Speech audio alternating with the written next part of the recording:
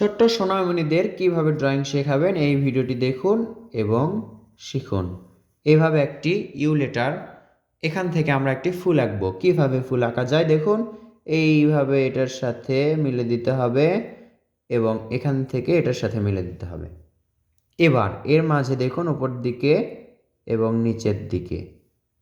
এখন আমরা এখান থেকে সোজা একটি দাগ, এই দাগটা আবার ডাবল করে এই তো মেলালাম।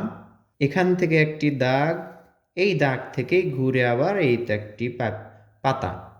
আবার দেখুন এখান থেকে দাগ, এইভাবে ঘুরেই আরও একটি পাতা।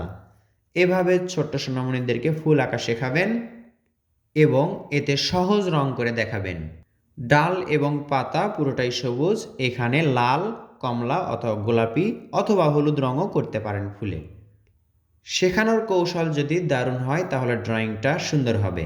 এভাবে শেখানোর চেষ্টা করবেন এবং ছবি আঁকাকে আরও সহজ করে তুলবেন।